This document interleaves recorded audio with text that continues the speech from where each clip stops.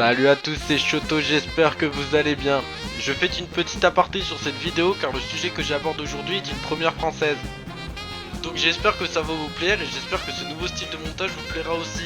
Sur ce, je vous souhaite un bon visionnage et une très bonne journée. Dans cette vidéo, nous allons parler d'un destin tout à fait différent pour l'un des meilleurs ninjas de sa génération, Kakashi Hatake. C'est une légende dans Konoha et dans le monde entier, on l'appelle le ninja copieur. C'est l'élève de Minato l'éclair jaune et le sensei de Naruto et de Sasuke. C'est l'inventeur du Chidori et du Raikiri. Il est capable de copier n'importe quelle technique comme le dragon à queue de Zabuza. Il est craint dans tout le pays et dans le village entier. Mais si son destin avait pris un tout autre sens, et s'il est devenu un membre de l'Akatsuki.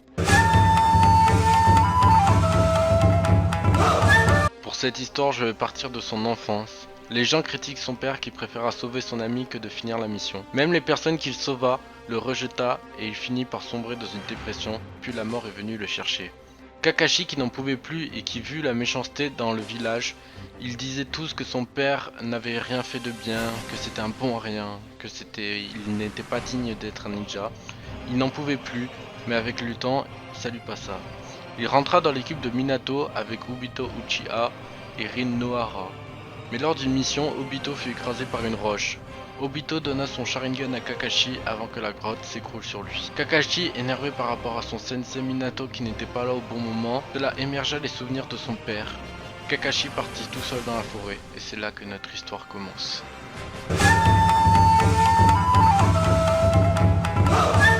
Vu que Kakashi n'est plus à Konoha, il a dû s'entraîner à maîtriser son nouveau Sharingan et ses techniques tout seul. On sait déjà que Kakashi est un travailleur de l'ombre, donc une situation comme celle-ci, Kakashi progressa rapidement et apprenait à contrôler parfaitement son Sharingan ainsi que son Chidori et son Raikiri qu'il inventa. Il vivra dans l'ombre pendant plusieurs années avant de découvrir un groupe.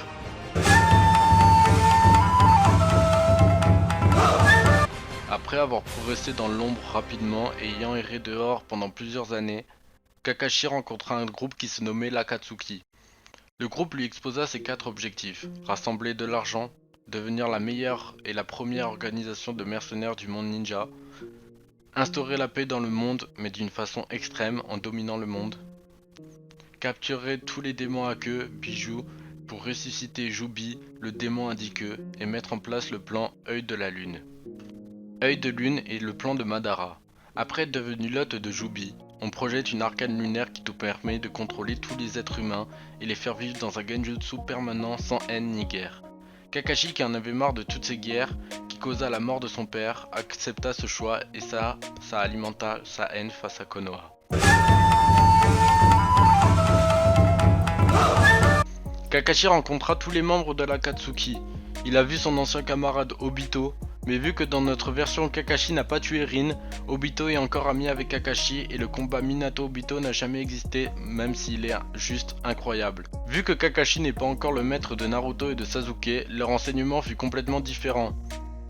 Mais cela n'affectera pas le départ de Sasuke et le désir de Naruto afin de le retrouver.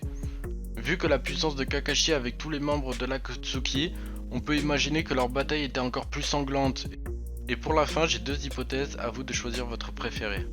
Pour la première hypothèse, la fin de l'Akatsuki est la même, ils meurent tous. Kakashi meurt face à Naruto ou Jiraiya, ça dépend du combat que vous choisissez. Il peut mourir à plein d'instants, même si je pense qu'il serait mort face à Jiraiya ou Naruto.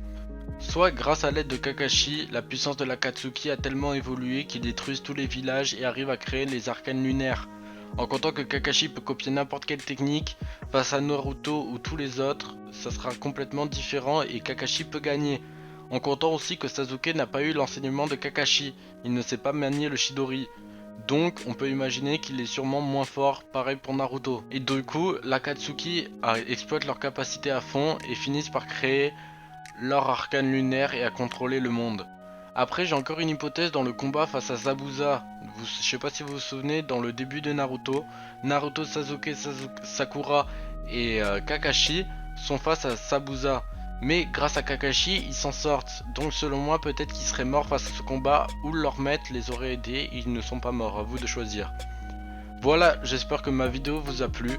Pensez à vous abonner et mettre un pouce bleu sur ma vidéo si ça vous a plu. Dans la description, il y a mes réseaux sociaux ainsi que mon Utip et mon Paypal si vous voulez m'aider à acheter du nouveau matériel. Sur ce, je vous souhaite une excellente journée et merci d'avoir regardé jusqu'au bout. What is what they don't, what they don't is house. Is what they don't, what they don't.